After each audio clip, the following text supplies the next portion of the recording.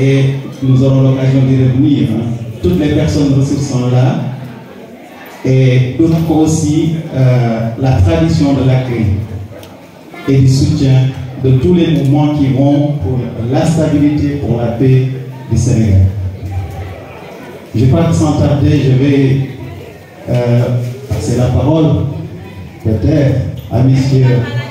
Petika, qui va aussi apporter son mot d'accueil et d'introduction pour la soirée d'aujourd'hui qui va progressivement s'échelonner sur plusieurs choses. Vous allez le voir. M. Petika.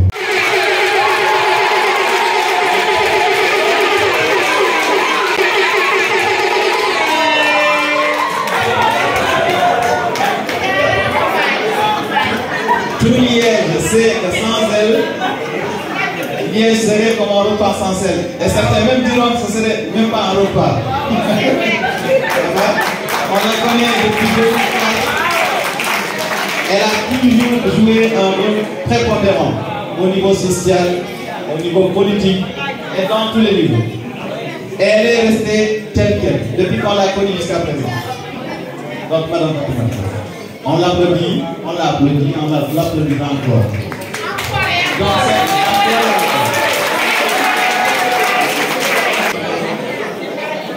et le mouvement Oser l'avenir a soutenir la paix et le Benno Bokk Yakaar. Benno Bokk Yakaar, c'est pour l'espoir du Sénégal. Donc on continue dans le Yakaar. Sans tarder, et on continue et on soutient tout mouvement qui complète Oser l'avenir après Benno Bokk Yakaar. Aujourd'hui, nous sommes avec Antoine Félix Diome, qui est le gage de la stabilité du Sénégal à l'intérieur, Madame Aïssata Tall Sall, la stabilité du Sénégal et les Sénégalais de l'extérieur. Vous voyez que nous sommes cohérents. Donc je vais passer la parole à Madame Fatimata. Assalamu alaikum.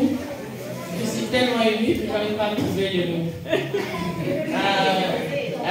Assalamu alaikum bandiraɓe Haalpulaar. Assalamu alaikum samay càmmiñ Wolof yi. Man nag damay commencé gërëm samay mbokk Haalpulaar yi. 2005 ba léegi maa ngi fekk am ni tey musuma ñaaw ak ñoom te fu ma leen woo di wuy si ma musu macha allah. loolu yëpp ci moom ñaar mooy loolu wallaay waaw rek.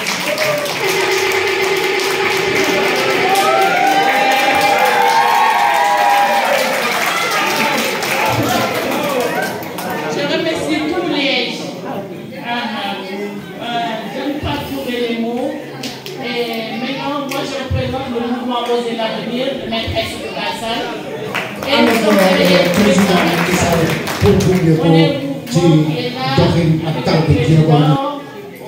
pour le soutenir. Et ensuite, on a créé un autre mouvement de Antoine Félix Abdoulaye Diome pour le soutenir. Tout ça, ça va dans le même sens pour réélire le président Macky Sall. Maintenant, je ne serai pas long parce que je ne sais pas faire merci. Je remercie tout le monde. maa ngi leen di gërëm di leen di sant su ma limee nag damay juum waaye gërëm ngeen jox ko jaaraan et kay ngeen ko ci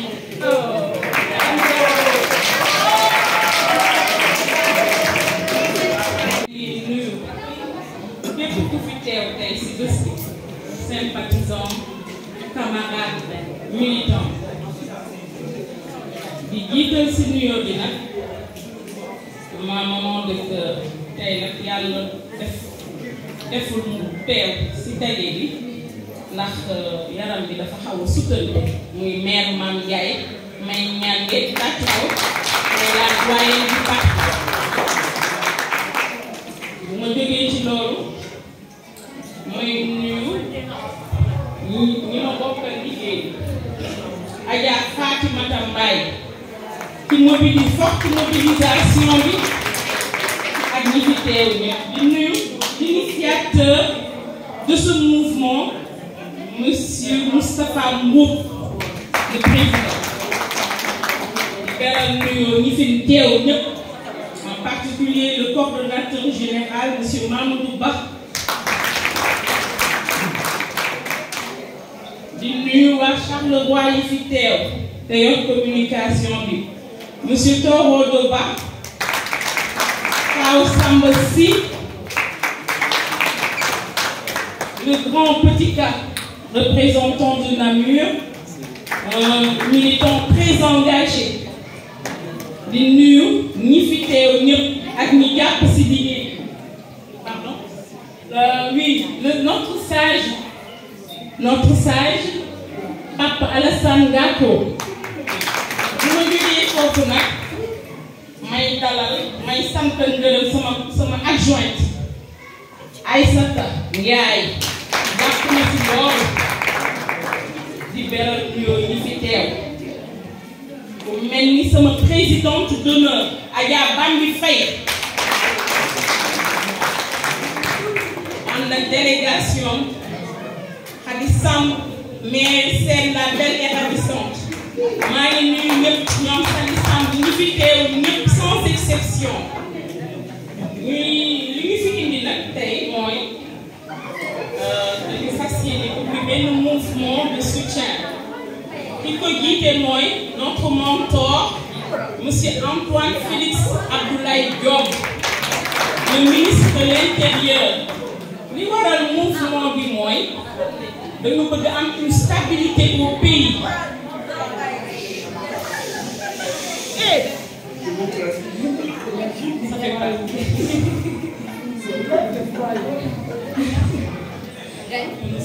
bon nous venons à nos moutons de soutenir notre mentor monsieur Félix Antoine Abdoulaye Diome ñi nga xamante ne moo sabab lii yëpp di ko wan ni ñi ngi ci ginnaawam te afat yamul fii fas yéene nañ ko ubbi un peu partout dans la diaspora fu mel ni Allemagne Luxembourg Paris un peu partout dans le monde ñuy ñaan ñëpp nag ñëpp fekk si ñu ci liggéey bi ngir rek Sénégal am stabilité looloo waral mouvement bi maa ngi nuyu ñëpp di gërëm ñëpp di nuyu nag di beral nuyoo nag mon cher époux monsieur Fati voilà sant naa ñëpp gërëm ñëpp aywa que la fête soit belle merci.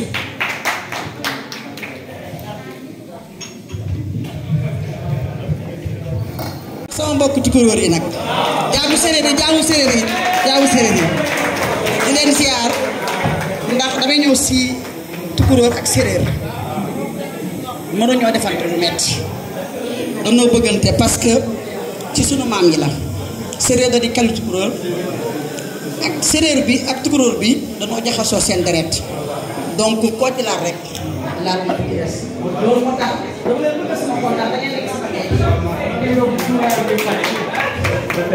mais nuyu waa Yes ñëpp di nuyu nag Moustapha dama kontaan si yow ndax léegi oote fa ma ñëw il y a 3 semaines waaye mais sama frère dafa gaañ ma fàtte bi nga xam ne oote ba wax ne ma Moustapha ma ñëw parce que nga nii ñoom dañoo bëgg bu ñu leen léegi sax ñu ñëpp suñu xam day kase ak nit fu mën nekk ak waxtu fu mën a toll bu ñu yes oote yi ñu dund parce que lu la bëgg léegi dañ ko sax kenn du ko ji dafa ñu foog ñu ñëw suñu bokk daay dama nga nekkoon ni président ma nekk yóbbu na daay dama di yàlla bus xam ne yëpp ñëpp ma bëgg ma bëgg leen sama xol nekk naa Sénégal at mais dama fa nekk bàyyi ma ko politique de dama nekk si jeunesse bi di liggéey jeunesse bi dafa wax ne dama am ci ndax suñu jaboot kaa nga fa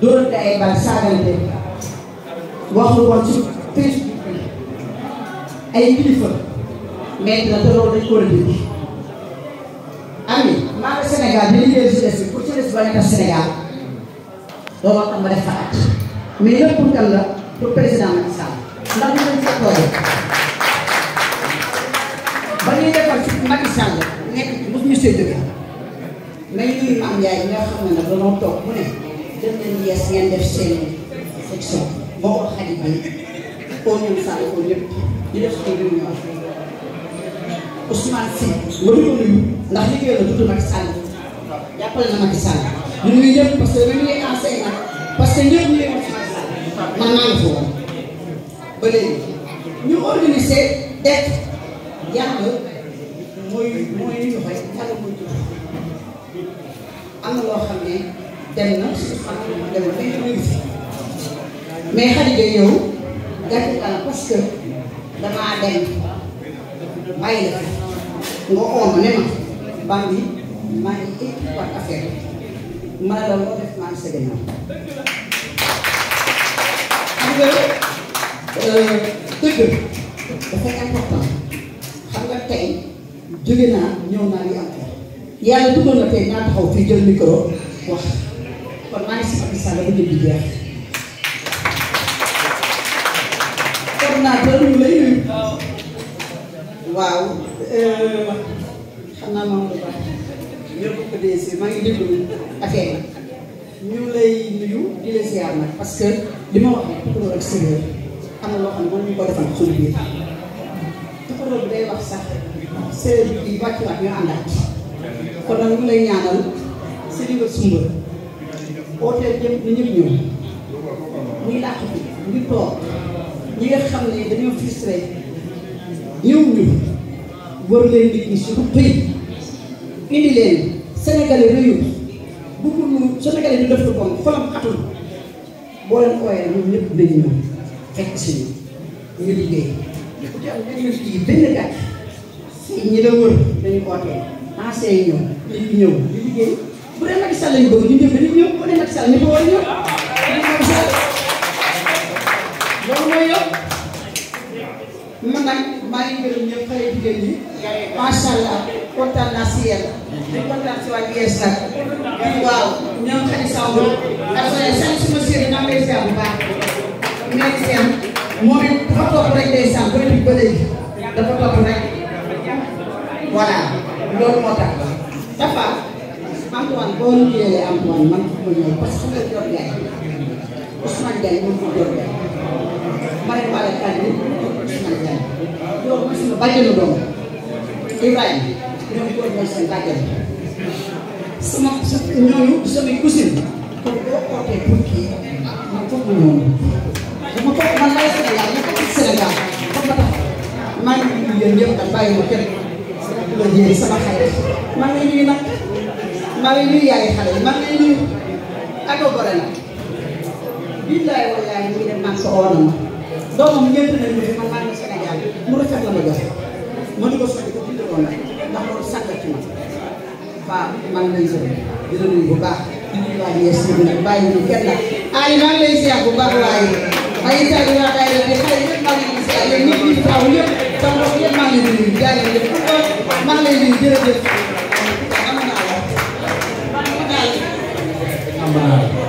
Malaro. Mais voilà Bambi, voilà la maman très engagée, Machallah. Il semble qu'il faut nous représenter Liège, Machallah, Machallah.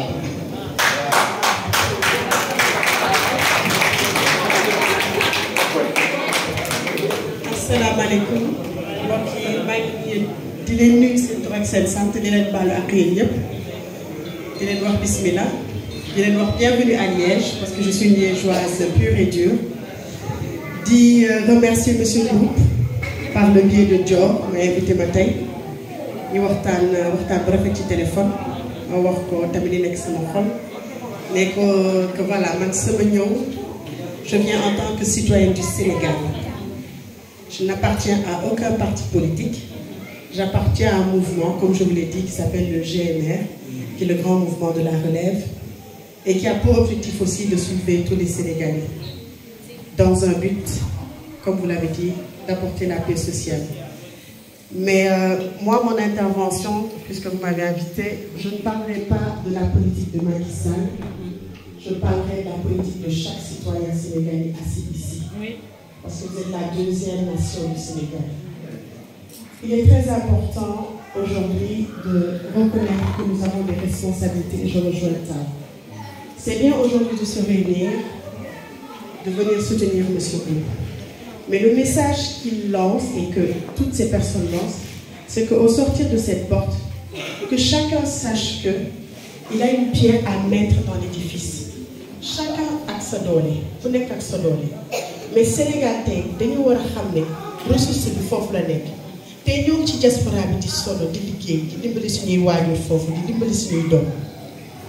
ñoo ngi ci association yi ñoo ngi ci mouvement yi c'est très important waruñu toog suñu kër gi ne ñun duñu dem duñu bokk ah man de dama dugg ci dara man de damay toog soo toogee doo xam soo toogee doo comprendre soo toogee nit su ñëwee di la ne dellu sa dëkk dellu sa kër bëgguma la fi naka ngay défendre donc c'est-à-dire que mouvement yi c'est très important parce que ñun tamit c'est la manière de nous rehausser c'est-à-dire que gouvernement bi fàttewuñu.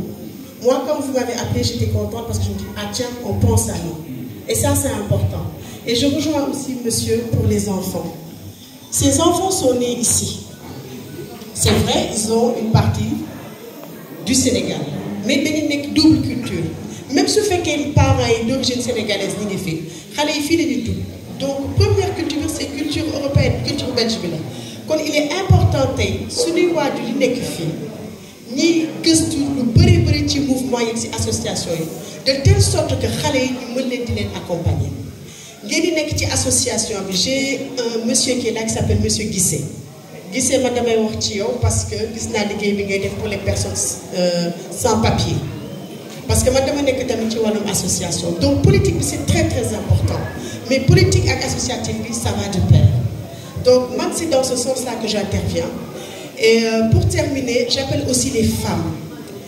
Les femmes jouent un rôle très très important, tant sur le plan politique que sur le plan associatif. Ne restez pas enfermés chez vous. Sortez de chez vous parce que vous êtes les messagers. Je disais hier à une dame, nous sommes les ambassadeurs du Sénégal. L'ambassadeur du Sénégal n'est pas l'ambassadeur du Sénégal. Chaque Sénégalais qui est ici est l'ambassadeur du Sénégal. Voilà. Donc si aujourd'hui, monsieur Félix met en place un mouvement pour amener la sécurité au Sénégal, cette sécurité commence ici. Parce que nous sommes la diaspora, nous sommes la deuxième nation forte du Sénégal. C'est tout ce que je veux dire.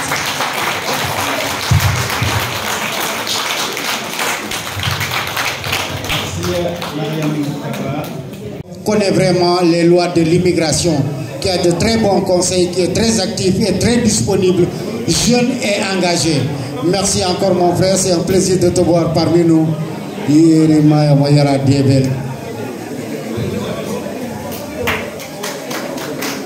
أعوذ بالله من الشيطان الرجيم بسم الله الرحمن الرحيم ثم الصلاة والسلام على رسول الله صلى الله عليه وسلم. السلام عليكم public bi maa ngi leen di nuyu ku nekk sa tur ak sa sant góor ak jigéen mag ak ndaw maa ngi entre le marteau ak l'enclume parce que doomu Alpulaar laa doomu Fuutanke laa juddoo Dakar yaroo fa màggee fa ci biir Lébu yi donc pulaar beeg olof bi yëpp a yem ci man dama xamul nag fan laa ciy tàmbalee ak fan laa ciy mujjee alors maa ngi jaajëfal ñëpp ba pare di nuyu maanaam suñu kilifa yi fi toog góor ak jigéen di rafetlu bu baax a baax tamit ci initiative bi fi nekk. mënuma tàmbali wax ji nag sans pour autant ma jaajëfal nuyoo sama xarit sama doomu ndey di Aboubacry Sidi Ndongo moom su ma naree wax ci moom mën naa ni fii laay fanaan donc de passage dama koy nuyu jaajëfal ko ak suñu deuxième modérateur bi maanaam di Petit Ka moom it dama koy jaajëfal di ko nuyu bu baax a baax. Alors damay ñëw droit au but dañu ne mouvement AFAD diaspora les Sénégalais de l'extérieur derrière le ministre de l'Intérieur pour la stabilité sociale du pays am na benn point bu ma souligner léegi di sama jigéen sama xarit Mariam Kaba wax léegi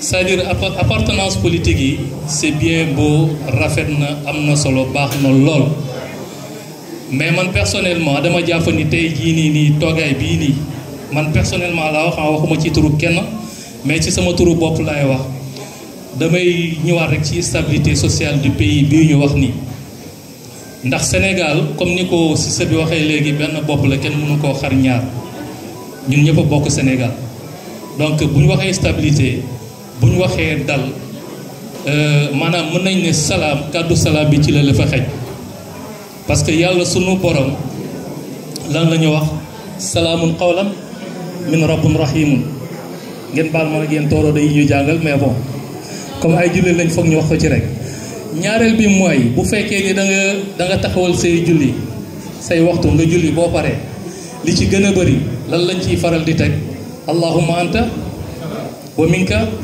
wa ilayka fahayna rabbana bi salaam donc loolu moo leen di won que ni rek salaam bi ci la lépp xej parce que bu fekkee ni amuñu salaam parce que ñaar dafa am foog ñu bàyyi ci xel salaam ci la lépp xej aafiya foog nga am ko pour nga mën a tal salaam bi ba mën a def leneen boo déggee aafiya rek mooy wér-gu-yaram parce que ñaar yi ñooy ànd salaam di jàmm aafiya di wér-gu-yaram donc loolu dama bëgg ñu gën cee bàyyi xel appartenance politique yi comme ni ma ko waxee léegi am na solo trop mouvement yi am nañu solo trop parce que loolu ak nit ñooy ànd parce que dañ ne diine ak jamono donc loolu du ma ko exclure mais dama bëgg a xamal nit ñi que ni rek réew mi am na fu en fait toll nañ ci sax am na fu nit di toll ci réewam foo xamante ni bul gis organisation bul gis organisme bul gis mouvement politique wala bul gis parti politique bul xool nit ki kese mais xoolal ci gaal gi ngay yéeg en fait am nañu benn proverbe en pulaar bu ne so tawi a jolee laana ñaago Allah tan laana ka joofa e jam mbasa ñaagaade Allah tan an tani cawgel maɗo joofane jam par ce que so tawi an tani cawgel maɗo on joofi tawa laana ka joofani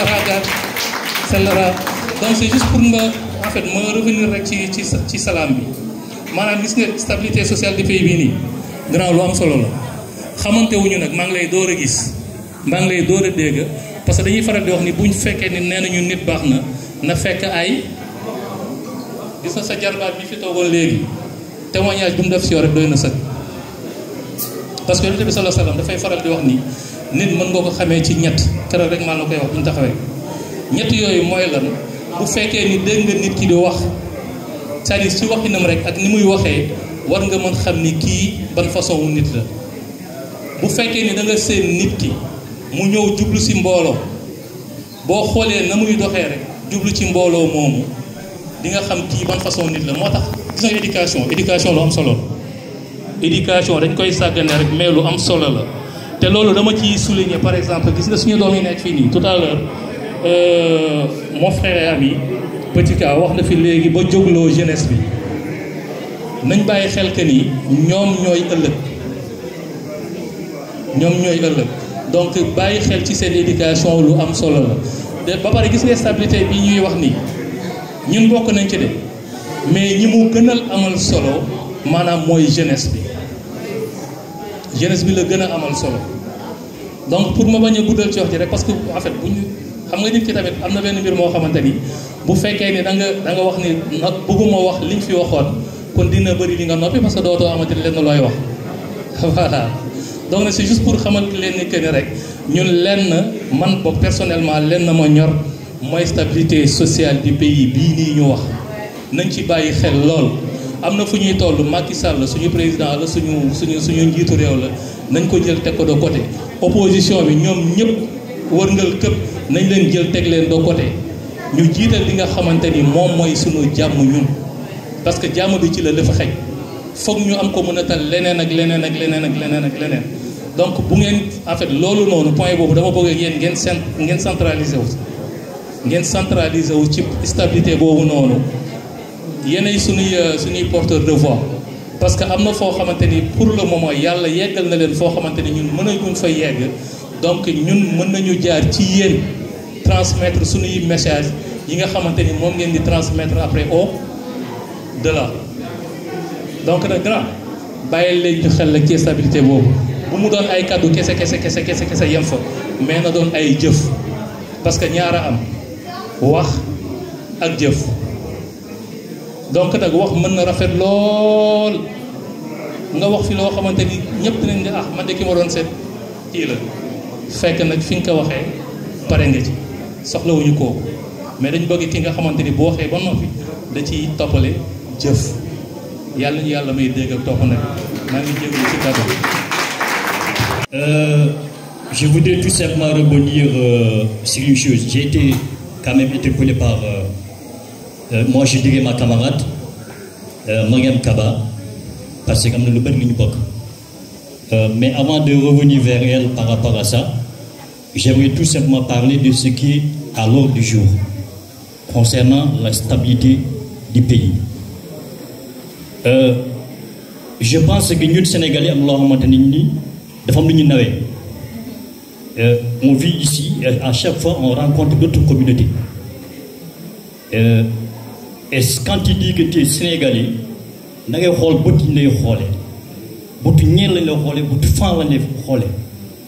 et toujours on nous dit que le Sénégal vraiment c'est un beau pays. Et parfois je me sens très fier d'être un Sénégalais, et quand je suis devant un blanc et que je parle, je dis que je suis un Sénégalais, ou bien que je rencontre quelque part, alors il me dit que j'étais il y a 2 jours au Sénégal. Alors, l'Union du Sénégal, moi, c'est un pays stable. Il y a la démocratie, il y a tout. L'équivoque, c'est très bien. Dégueulasse, ni ne puis, ni ne peut mais il est temps que ni ne peut t'habiter et qu'il parle. Je pense qu'il faut parler. Alors, Djamou bi nga xamantene Sénégal dafa amone depuis des années ba fini tay man quand je vois quelqu'un alors devant des jeunes dinaan ces jeunes là voilà dañuy entraîner wu ci ba japp ah kenn ku ci nek buñ ko joxone ni tay mën na ray nit wala mën na def nangam alors là je dis que c'est vraiment, et puis tu vois ces jeunes là dit que et tu dis à la fois ces jeunes là nous leen jaral suñu bakkan alors vraiment on joue avec du feu. Il est temps que nous, et c'est pour cela que j'ai apprécié le discours du porte-parole des Khalifa généraux de l'Ayen. Et devant qui Sonko, je vais citer son nom. Et il est le seul perturbateur. Le Sénégal, c'est un pays bon. Si c'était dans un autre pays, ce gars-là, on ne le laisserait pas libre. Il allait mourir en prison. Maintenant, je pense que et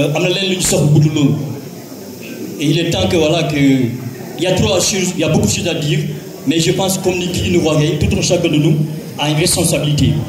Et si je préférais de parler en français, c'est parce qu'il y a des enfants qui sont là.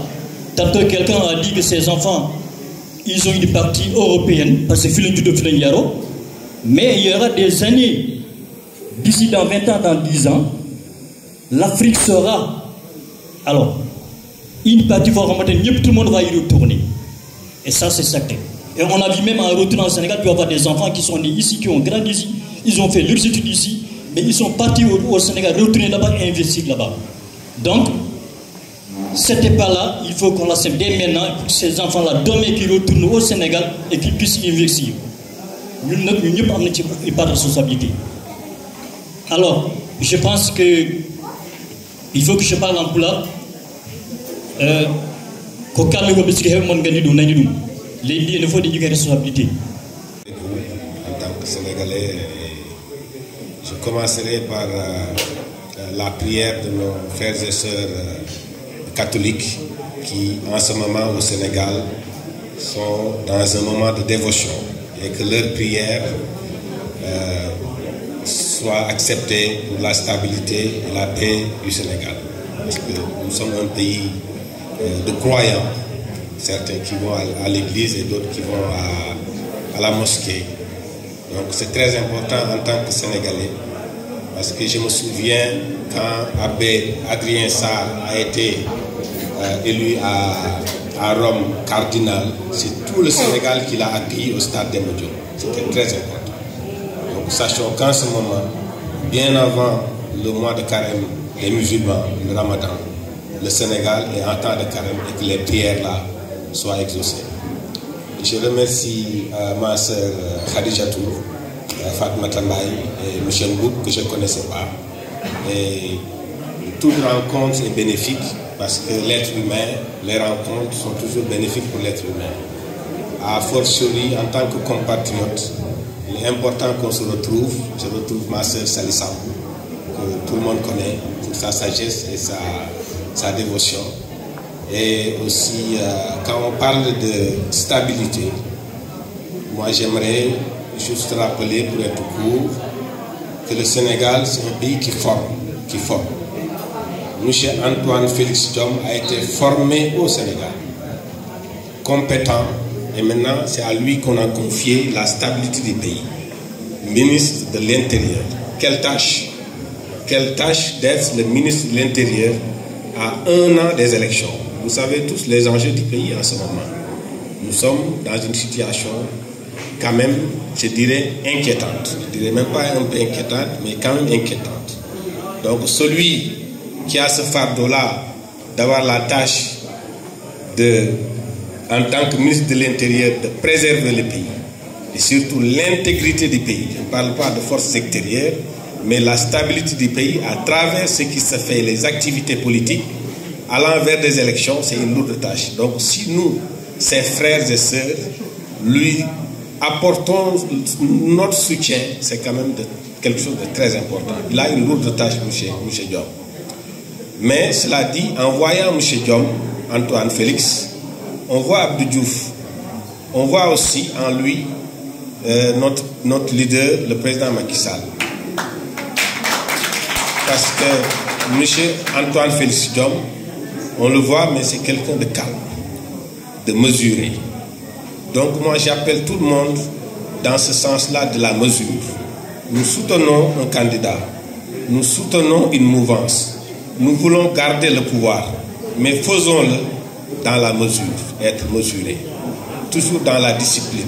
Un bon Sénégalais, c'est tout ce que tu fais, tu le fais dans la discipline et dans la mesure. Ne soyons pas des gens qui dérapent, évitons les dérapages. À commencer par la parole. Ne dérapons pas. Il ne faut pas déraper. Nous soutenons Macky Sall.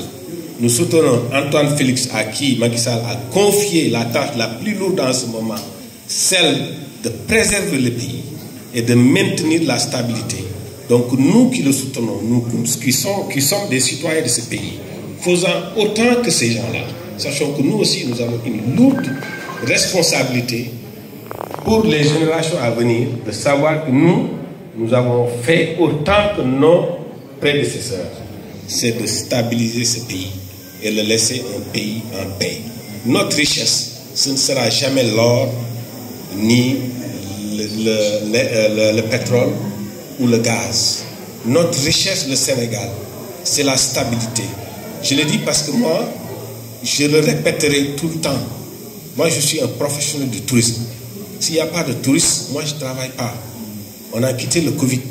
Après le Covid, il y a eu la crise ukrainienne. Et le Sénégal, ce n'est pas un pays développé. On n'est pas encore un pays développé. Notre deuxième richesse, c'est les ressources humaines. Donc on a le plus important. On a la paix et on a les ressources humaines. Le pays est lancé, quoi qu'on dise, qu'on soit d'un côté ou de l'autre, le pays est lancé vers l'émergence. Ça, on ne peut pas le nier. Et en ce moment, le pays, avec le gouvernement et le chef de l'État, nous avons réussi, avec tout ce qui se passe dans le monde, de faire en sorte que ce pays-là est préservé. On est arrivé à stabiliser une partie qui est dans le Sénégal, qui était trouble, la Gambie. Elle est stabilisée aujourd'hui. Nous avions avant une épine sous le pied, la Casamance. Elle se stabilise. La Guinée-Bissau se stabilise. Donc nous, autant que le président, autant que le ministre de l'Intérieur, à travers nos posts Facebook, nos images, nos messages, il faut qu'on fasse autant que Serigne Touba, autant que El Hadj Malick, autant que Adrien Sarr. Voilà. Donc moi, si vous prenez Antoine Félix Diome pour le soutenir, je reviens toujours à ce message-là. Il faut que nous nous montrions l'exemple, même pour les générations qui ne sont pas encore en ce moment en mesure de voter, en mesure de faire cet acte qui va élire le prochain président. Même si nous sommes pour la mouvance présidentielle, allons-y avec mesure. Moi, j'appelle tout le monde qu'on agit en bon Sénégalais, mais dans la mesure. Assalamu alaikum wa rahmatullah. Merci. di ñëw ci événement bi bu doon événement bi nga xam ne ni foog naa ni ñoo bokk ñun ñëpp fan la ñuy sottijee parce que suñu demee ba créer benn mouvement tuddee ko AFAT, mouvement de soutien pour le ministre de l'Intérieur Félix Antoine Diome, et ku wax Félix Antoine Diome wax Macky Sall, tu vois. Donc je pense que c'est une très bonne initiative. Monsieur Mboup ñu ngi lay féliciter bu baax a baax di la remercier yow wax madame Mbaye ak la coordinatrice Nene Khadijatou Gueye. Franchement félicitations encore parce que c'est une bonne réussite. Et puis je pense que suñ ko defee ville bu nekk ñu def lu mel nii, je pense que remobilisation bi day taxawaat parce que il faut ñu liggéeyaat la. Il faut qu'on se dise la vérité, on a perdu beaucoup. Dañu ñàkk lu bëri te li ñu ñàkk lenn rek moo ñu ko mën a indilaat liggéey ñu bokk ndey bokk baay, tu vois, et puis ñu ànd doon benn ñu jàppale son excellence le président Macky Sall.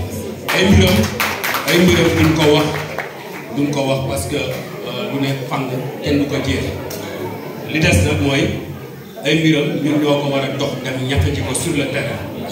Et pour mu doon loolu nag il faut ñu jàppoo ñu doon benn. En tout cas wax ji lu bëri mais ñu ngi kontaan di féliciter ñëpp.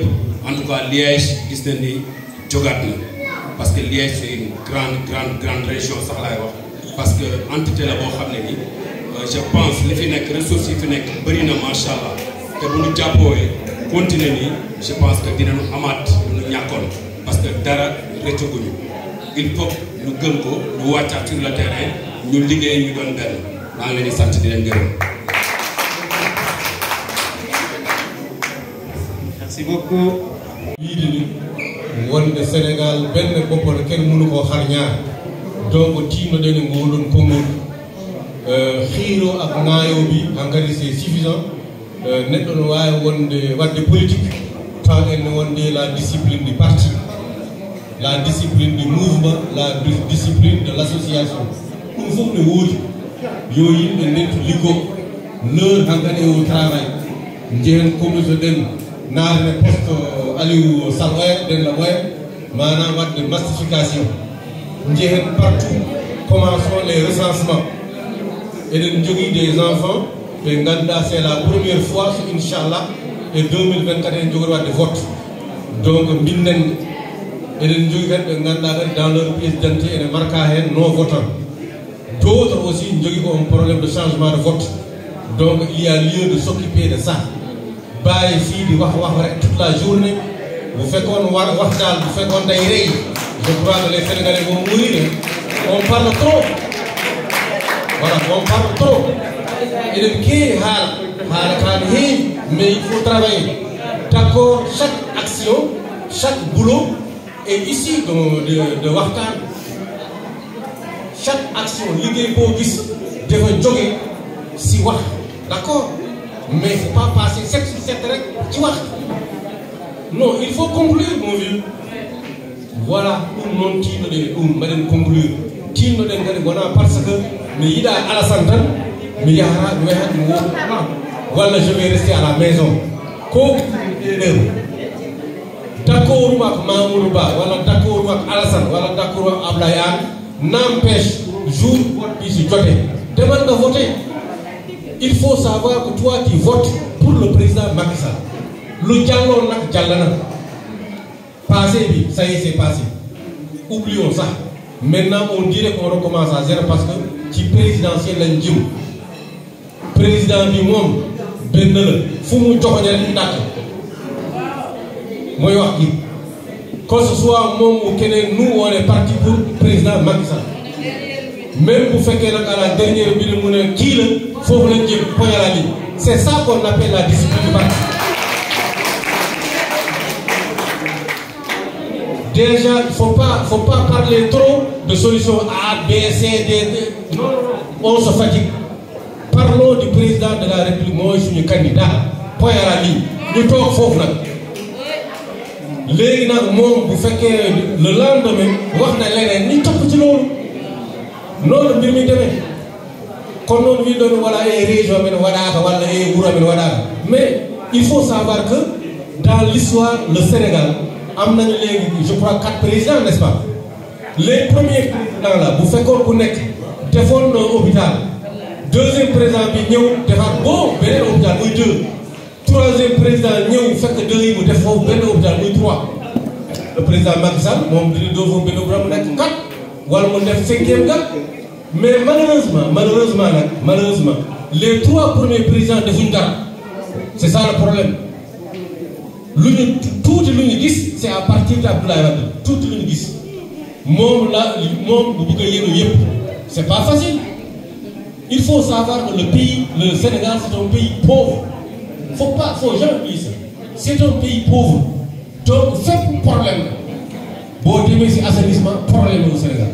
boo demee ci ndox problème on n'a pas assez de pluie lépp manqué même bu fekkee yow mii di wax il faut se mettre à sa place bu fekkee fan lañ nga nekk président tu ne peux pas changer le Sénégal en 10 ans tu ne peux pas parce que tout est rouillé dafa fatigué lépp lu tubaab yi defoon loolu rek moo fa nekk mënoo jékki-jékki rek ne voilà dem koy defar léegi non bu fekkee dans ta région defar nañ foofu dara di nga ci kontaan keneen encore il y a 14 régions chaque région laal na ci dara kooku déjà c'est un atout il faut mbattre lu hakkilaay parce que voilà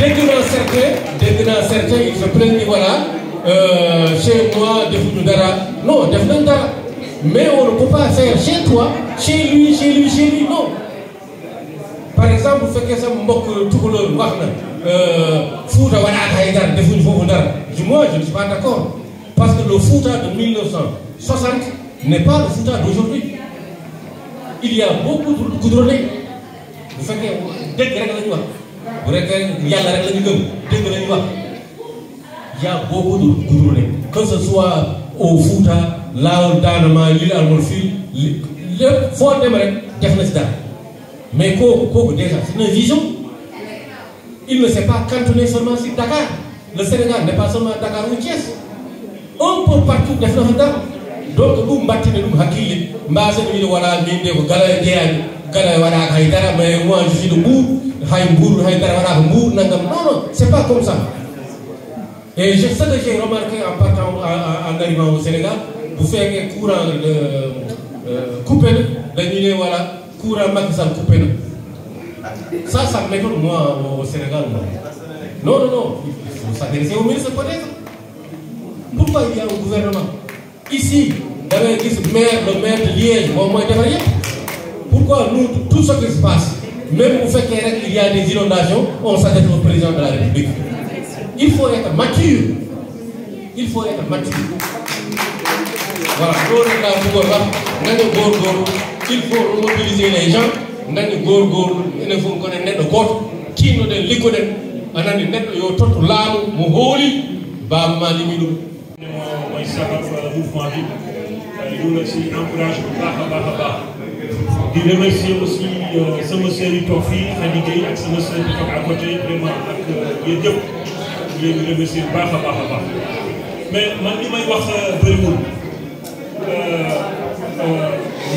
nañu góorgóorlu bu baax a baax ñu nekk conscient enjeu bi nekk Sénégal tey gis nañu réew yi nekk limitrophe yëpp muy Mauritanie muy Guinée képp ko am président bu mel ni président Macky Sall dina si jàpp mais dafa am lu ñu gis loo xam ne il faut ñun ñëpp ñu nekk si conscient si danger bu mag bi nga xam ne opposition bi nga xam ne amul benn programme lépp lu mu andi c'est essayer de diviser les gens essayer de diviser surtout les jeunes ñi nga xam ne ils sont inconscients man bi ma doon ñibbi bi ma doon jógee en Belgique di ñibbi si sama famille en 1996 dans ces jours-là man su ma ñibbee Sénégal sama kër Dakar bu ñu toog 1 heure du temps fekk courant bi coupé tey damay dem vacances nekk 1 mois 2 mois du ma gis courant coupé loolu yokkute la si village su may dem village 400 kilomètres de Dakar su ma demee suñuy dëkk tey foo dem tey si Sénégal am nañ ko ñëpp gis na li président Macky Sall def waxuñu hôpitaux yi waxuñu pont yi waxuñu enfin autoroute yi tey Dakar tey ñeewul Europe je veux dire parce que man terre bi ba su duggee Bruxelles yàgg naa fi mais train yi ma gis fii si Bruxelles terre bi ma jël Dakar boobu tax kon nag nañu conscientiser nañ conscientiser jeunes yi dafa am kuy raam baaxul si ñun kon nag nañu góorgóorlu ñun ñëpp ñu massifier ñu sensibiliser jeunes ñu jéem a xool vraiment ñu réunir man loolu lay wax président Macky Sall lay réunir ñu ñëpp xool ñu réunir suñu président Macky Sall.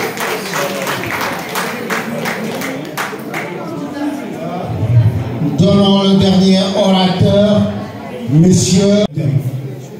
Nous sommes le camarade Moustapha Mboup bi nga xam ne moom moo organisé jataay tey bi am ci mbégte lool di ko ci sant aussi di ko gërëm di nuyu la coordonnatrice Khadijatou Gueye bu Liès muy jigéen bu takk bu dëgër buy liggéey bu bëri ci biir DC bi ñoo ngi koy sant moom it suñu jigéen Fatoumata Mbaye bu ma jumul ñoo ngi koy nuyu moom it di ko gërëm di ko sant di nuyu délégation bi ma àndal muy notre maman Fatba di nuyu aussi samay jigéen Diye ak maam Bari di nuyu notre honorable maanaam Mamadou Gaye un notable di ko nuyu bu baax di ko sant di nuyu le camarade Aliou Sall chargé de massification di ñaan nag ngeen baal ma lim naa yéen it maa ngi leen di sant bu baax mbooloo mi fi tey aussi am contenté parce que thème bi thème bu am fayda la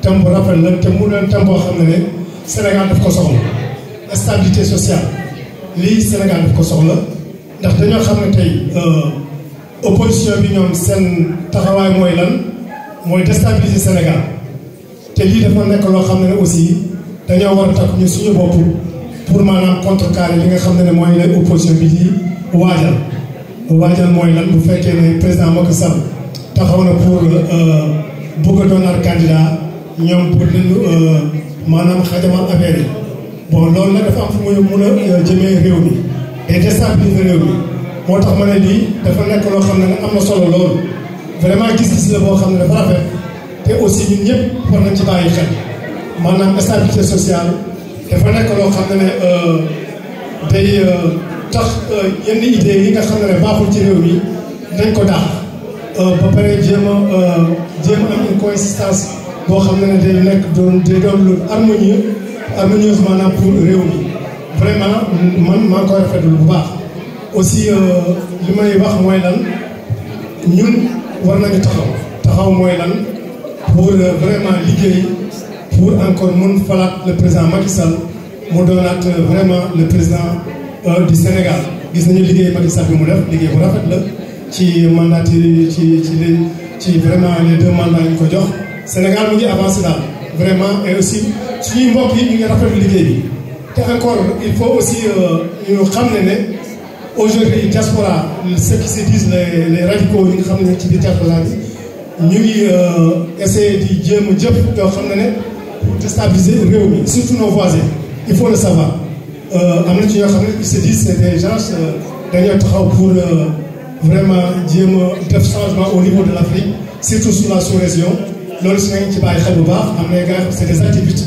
yoo xam ne dañoo taxaw pour woote déstabiliser le Sénégal donc foofu nañ ci bàyyi xel bu baax a baax et aussi dans les réseaux sociaux ñu jéem a aussi taxaw pour opposer genre idée yooyu donc vraiment thème bi thème bu rafet la thème boo xam ne bu am solo la te war nañ cee bàyyi xel bu baax maa ngi leen di nuyu leen sant leen gërëm di leen ñaanal jàmm aussi am kontaan ci njataay bi jërë ngeen jëf merci beaucoup.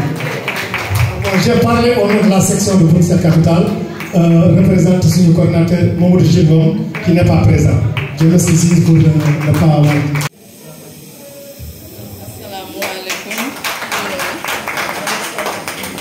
leen di ziar ñi fi teew ñëpp di ci jiital Moustapha ndax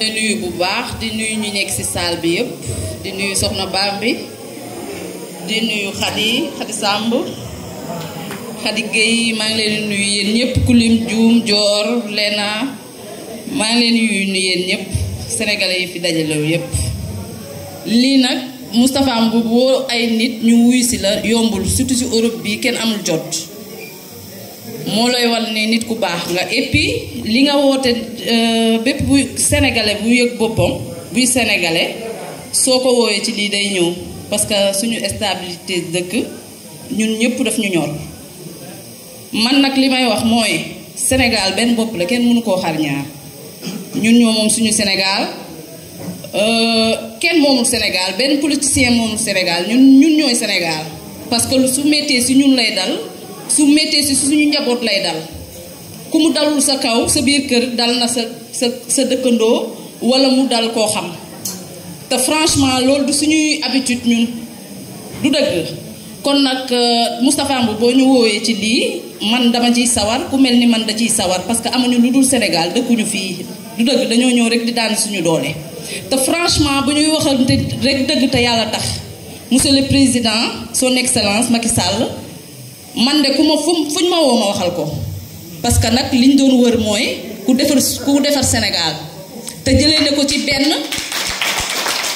merci te jëlee na ko ci benn bu ñu fekkoon ci benn buñ dee waxal rek dëgg jëlee nañu ci benn yóbbu ñu ci fukk te beneen chose tamit bëgg naa ñu wax ko bu dul Macky Sall 2024 ay kàngam rek la àndal kum ñu fi tegal ñu votel ko muy Antoine kum ñu fi tegal ñu ngi ci ginnaawam parce que nag bu ñuy jug di voté dañ doon voté pour ñu defar suñu dëkk du voté wuñu pour yaama neex man mii karimiste laa du dëgg karimiste laa woon du dëgg ba tey damaa bëgg Ablaye Wade mais du question ni Ablaye Wade dama ko bëgg dama koy votel non damay votel kii defar réew mi te Macky ngi si te wàccu si kon ñu ngi si ginnaawam ñu ngi ci ginnaaw Antoine ñoom ñoo ñuy wax nan lañ ko bëggee et puis silence bi dafa yàgg sénégalais yi silence bi dafa yàgg Macky xam nga lu mu mën son excellence xam nga lan la mën yor suñu sécurité mais ñun tamit amel nañ ko njukkal bi mooy lan ku tëdd di nelaw di yandoor pour man amuloo xalaat bu bari ndax Sénégal nag fi mu toll nii man de nelawuma tuub ma ba yandoor ndax yor naa fa doom muy jàngi toujours manifestation du dëgg kon nag jug doon na et puis dañoo bëgg a wax son excellence bëgg a wax Antoine ne ko ñi noppi ñoo ëpp fukki junni yoon ñi muy dégg ñuy wax te nag fi mu ne ñun ñoo noppi woon te pare nañu te ñi ngi ci ginnaawam muy ñoom muy Moustapha Mboup fu ñu woo ñu wuy leen merci beaucoup maa ngi leen di gërëm yéen ñëpp di leen sant. merci Ami Konta jërëjëf kàddu yi rafet na sans tarder. ñu ngi beral sant ak ngërëm borom Touba Cheikh Ibrahima Fall Babou di nga xam ne mooy sama source d'inspiration bu loolu weesoo Sali amul wax ci loolu mais ñun ñëpp xam nañ la ndax sa dignité sa bravoure ak sa engagement sa honnêteté sa solidarité qualité yi nga am yi nga làmboo moo bëri yàlla na yàlla dafa cat te nga bii nit ku baax nga yàlla na yàlla sàmm c'est juste pour wax la ne ñun xam nañ la xam nañ sa sox xam nañ sa xol man nag dama teew fii pour ñaari mbir bu jiitu bi mooy dama fi teew en tant que artiste appel bi moom moo indi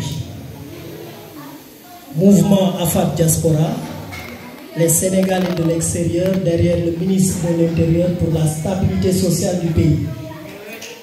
Nous loolu suñu xeex la ñun artistes. Pourquoi? Parce que tout simplement ñun ñi nekk fii yëpp ku ci nekk am nga famille Sénégal boo fa amoon tey am nga fa bàyyi boo ko fa amoon am nga fa doom wala rak et que ñu gis fi mu ne nii dëkk ba la mu yëngatu moo tax nit monsieur Boub bi nga jëlee initiative bi man dama ci kontaan parce que dafa war a doon ñun suñu combat au quotidien de 2024 war ñu nangu benn leader politique mu jaral benn doomu Sénégal muy jaay bakkan te loolu ñun ñëpp ku ci nekk dañ ci am maanaam responsabilité parce que bakkan kenn du ko foowee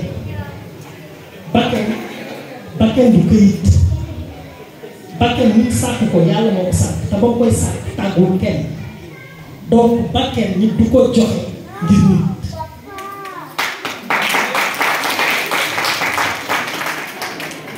bon loolu appel la à toute la jeunesse sénégalaise à ce que ñu xam ne réew mi ñoo ko bokk ñoo bokk ndey ñoo bokk baay ku nekk bu la neexee am appartenance politique bu la neex mais nañu xam ne Sénégal jàmm moo fa amoon moo fa am tafu moo fay masa am incha allah rabbi bu loolu weesoo dara yëkkati na Moustapha Mboup sama nijaay bi ma ñëwee Belgique ci moom laa daal jëmee témoin joor mi ngi fi am mi ngi fi ndax ñu dëkkoon bi ma jógee Allemagne ñëw fi aw ko këyit su ma yeewoon damay ndékki su ñu di jotee damay añ su guddi jotee damay reer su ma bëggee dem Bruxelles ne ko jox ma paas mu jox ma lu ma bëgg a def laaj ko mu jox ma ba bis am ne ko mais kii wax ko li fi ne fii amoon ay ndékki ay reer fii ñaari repas la ma ne ko man damay ndékki damay añ damay reer parce que loolu laa xam sama nijaay ba ma amulee këyit maag moom ba ma am këyit maag moom mu doon nit ku gore doon nit ku diin doon nit ku am valeur xam boppam ngeen koy gis mu dal nii nag dal na trop mais au fond mel ni ku ko laal di ko xam ku ko laal man doo ko xam noonu ko ci bëggoon yokk rek pour mu leer leneen li des mooy nijaay je tenais à vous remercier devant tout le monde di la sant di la gërëm di la wax ne yal na la yàlla la fa cat yal na la yàlla jàppale lii nga yëkkati mouvement bi nga samp ci diaspora bi il est venu à son heure parce que au fait là nous sommes tous en danger ñi nekk fii ak ñi nekk fële appel bi nga def nag dina tax xol yi tàppoo mbir yi mën a seet te comme li Petit Ka wax war nañ ko mën a samp ci gox bu nekk ci diaspora bi yàlla na yàlla na fa merci beaucoup.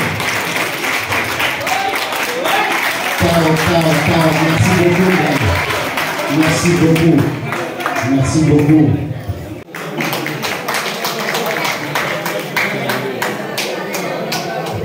Il faut savoir que c'est Antoine, c'est un cadre sénégalais qui est formé au Sénégal, qui a fait ses études primaires, secondaires, à l'université jusqu'à l'ENA au Sénégal. Donc c'est un pur produit du Sénégal, comme le président Macky Sall. C'est pour cela qu'ils ont un trait commun, c'est le Sénégal, d'abord. Avant de rentrer dans le CV, je vais remercier d'abord les personnes qui sont là. Je ne peux pas tout compter, mais quand même la maman Mère Fatouba, qui représente tous les mamans du Benelux ici aujourd'hui présentes. C'est la maman aussi, c'est la présidente d'honneur du parti ici. Donc nous n'oublions pas la maman Mamdiaye, qui est la présidente d'honneur, la maman Mère Abségissé et Ousmane War. Ce sont les présidents d'honneur du parti. Au nom du président Macky Sall, le président du parti et de la coalition Benno Bokk Yakaar, au nom du secrétaire général diaspora APR, Alim Daoufal, au nom du coordinateur de la section de Liège, Adi Diatougui,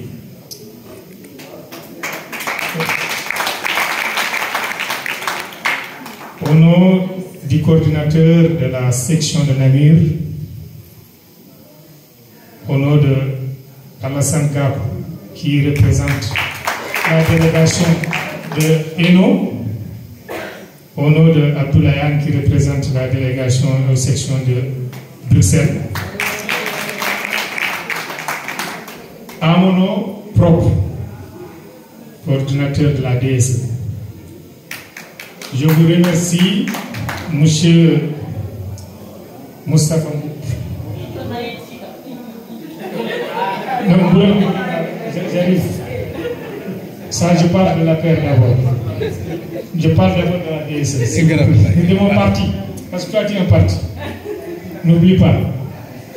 Je vous remercie pour cet engagement que vous avez voulu faire et tendre la main au niveau de la paix. Vous avez tout notre soutien. Et nous ne ménagerons aucun effort aussi pour vous soutenir sur les démarches au profit de la coalition.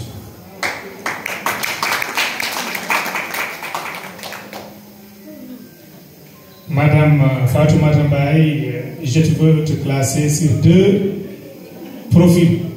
Un profil politique et un profil social. Parce que j'ai vécu ici à Liège en 2013. Quand j'ai eu les papiers, j'ai vécu ici 6 mois. Je ne t'ai jamais rencontré, mais j'ai toujours entendu ton nom. 5 ans ou 6 ans après, on s'est rencontrés en politique. Donc, tu es la présidente du mouvement Oser l'avenir dans le Pélus. Donc, Madame Baye, merci beaucoup. Nous sommes réunis pour la massification du parti. Quand on parle de mouvement, on parle de massification. Parce que c'est un plus. Et pour ne pas aller loin, 6 mois en avant, on était là pour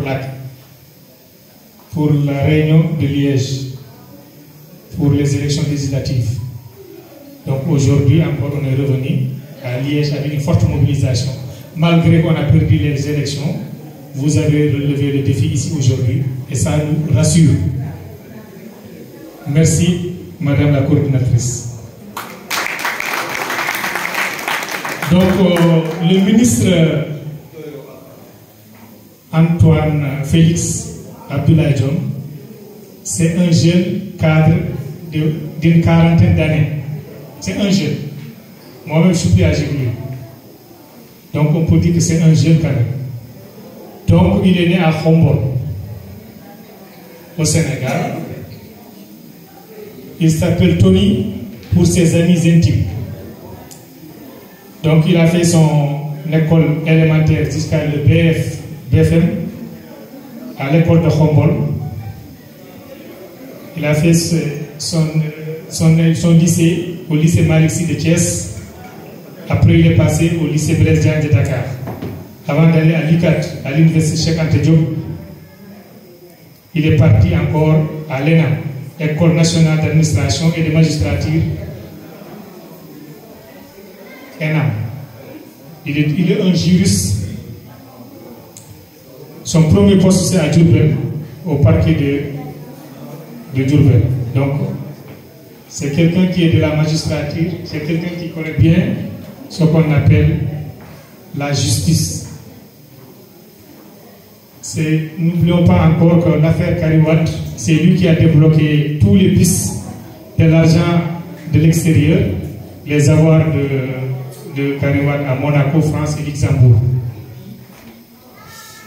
C'est lui qui avait fait les enquêtes dans tout ce boulot-là, pour le compte de la CREI. C'est un homme connu du Sérail, que les avocats ont peur de rencontrer au parquet. Selon eux, ils disent que c'est l'homme qui connaît plus le droit, peut-être au Sénégal, selon les avocats du Sénégal. Je cite, son ancien professeur Amadou Bal l'avait décerné un satisfecit en disant que l'élève a dépassé son maître. Donc, c'est un homme qui connaît bien le pays, qui connaît bien l'administration, qui connaît la justice du Sénégal. Il est nommé Premier ministre, le ministre de l'Intérieur plutôt, le 1er novembre 2021. Donc le Sénégal est dans les bonnes mains pour sa sécurité. Merci encore Antoine Félix. Nous sommes derrière vous. Merci beaucoup. Donc pour terminer, je ne peux pas compter tous les noms des gens qui sont là, mais quand même les femmes de Bruxelles aussi. Madame Dié Girlad, merci beaucoup. Merci Madame Dié, Diara, Garam Molon, donc Aliou Sall et Garam Amourou Bey. Merci pour le déplacement. Donc on diagrame, rendez-vous le 4 mars à Bruxelles. Tous à Bruxelles encore pour la mobilisation. À quelle heure? À 14h, Inch'Allah. Je vous remercie, je donne la parole à M. le Président. Merci beaucoup.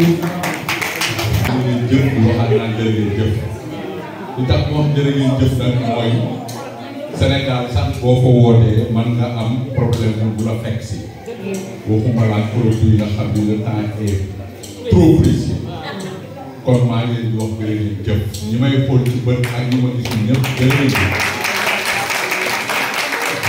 waaw cant gi moom fu cant commencé rek commencé dafa mais amuñu fu ñu ko yemale di wax que ni le mouvement est là. AFAT Diaspora a vu son jour à Liège. na ko Sénégalais yëpp xamee noonu ne AFAT Diaspora judd na nekk un mouvement Félix Abdoulaye Diome boo xamante ni day liggéey pour la stabilité sociale.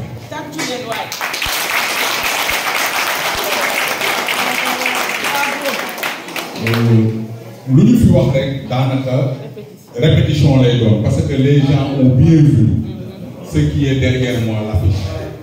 Les Sénégalais de l'extérieur derrière le ministre de l'Intérieur pour une stabilité sociale. Sans paix, on ne peut pas faire une chambre bay dafa dëkk. Kon paix boobu nga xamante ni moo ngi nekk ci loxo yi kenn ci doomu ndaw réew mi ñu koy woowee Antoine Félix Diome dañoo pare constitué wu en mouvement ba lépp loo xamante ni rek jaral na ko ñu jaral nañu lu ko raw mu am jàmm si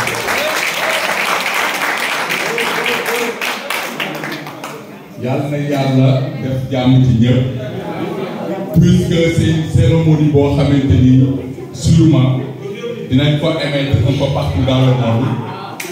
Je vais me permettre de faire un discours en français boo xamante ni dama ko def ñetti pàcc benn bi ci diaspora bi laay wax ndax bu dul woon diaspora bi ma taxaw fii ngeen may dégg beneen bi je vais parler de son excellence le président Macky Sall beneen bi moo wax ci le garant de la sécurité nationale, M. Antoine Félix Abdoulaye Diome. Je m'en vais très rapidement vous faire mon discours pour dire que la diaspora n'a jamais été en reste quand de par le passé, il s'est agi de l'œuvre de construction et de pacification de notre pays que nous portons tous au plus profond de nos cœurs. Dans les plus âpres combats démocratiques, bien que loin du pays, nous avons été au premier rang. Notre contribution au développement économique du pays ne fait l'ombre d'aucun doute. Nous sommes de véritables artisans du progrès social, des veilleurs mais aussi des éveilleurs de conscience. Combien de cases de santé, d'hôpitaux, d'écoles et de daara ont été construits au Sénégal par les immigrés que nous sommes? Le nombre est effarant. Combien de familles vivent grâce à l'appui constant des immigrés? Combien de fois les immigrés ont pu honorer le Sénégal hors de nos frontières nationales au point que notre pays offre l'image d'un pays des hommes civilisés et courtois? Tout cela nous vaut d'être désigné comme la 15e région, voire la 5e colonne de l'émergence. Le président Macky Sall accorde une place de choix aux immigrés dans son vaste et promoteur programme Sénégal émergent. Il est plus qu'honoré par le courage dont nous faisons montre en étant des ambassadeurs du pays. C'est pourquoi il n'élabore jamais de plan de développement ni ne songe à un projet sans penser à la part à accorder à la diaspora. En témoigne le projet des 100 000 logements dont beaucoup d'entre nous ont bénéficié. D'importants avantages seront accordés à la diaspora si payante et si clairvoyante. Le seul souci de ceux qui sont éloignés des siens est le bien-être et la prospérité de leur famille restée au Sénégal. Et nul n'ignore que le gouvernement du Sénégal ne ménage aucun effort pour faire du pays un véritable havre de paix, pour ne pas dire un Eldorado. Au plan infrastructurel, le président Macky Sall a fait des pas de géant en réalisant des ponts, des autoponts, un terre, le BRT, des pistes de production, des forages, des universités, des routes, des écoles et des hôpitaux. Des infrastructures de dernière génération. Pour toutes ces raisons, nous devons de soutenir cet État en lui facilitant la tâche et la sécurité. Le credo de AFAD Diaspora a envie de venir à bout les contre-coups de la pandémie de Covid-19, de l'indigence et surtout du désespoir. Avec AFAD Diaspora, nous comptons faire du Sénégal un pays émergent où retentira dans les bourgades les plus reculées et les villes les plus prospères le slogan « Un Sénégal de tous pour tous ». Dans cette optique, la diaspora compte jouer sa partition en ratissant large à travers des manifestations politiques de toutes sortes, des rencontres, des forats, des échanges et des concertations larges. L'avenir du Sénégal dépend du choix d'hommes matures, engagés, conséquents, qui portent en bandoulière les valeurs de paix, de mesure et de solidarité que nous ont léguées nos ancêtres. Avec AFAD, nous porterons le combat pour le progrès. Avec AFAD Diaspora, nous contribuerons à l'édification d'une société où disparaîtront la pauvreté, l'ignorance. Avec AFAD Diaspora, nous ne ménagerons aucun effort pour endiguer le phénomène du populisme débridé qui a frappé à nos portes et qui risque de s'appeler l'entente, la paix et la concorde qui ont jusqu'ici prévalu au Sénégal. Le ministre de l'Intérieur voudrait que la diaspora s'adosse davantage sur les valeurs de job, de travail et de dignité pour que l'image du Sénégal reste reluisante. Il nous invite à préserver dans le culte du travail la droiture et à faire du culte du travail notre repère. Mais aussi, le ministre nous transmet un message de soutien, de fraternité et surtout il nous exhorte à la citoyenneté active et au patriotisme dont nous avons toujours fait pour mériter la place du 15e région, plus présente dans le combat pour le développement que les 14 régions de l'intérieur du pays. Vive le président Macky Sall, vive le ministre de l'Intérieur, vive la paix au Sénégal, non à la violence.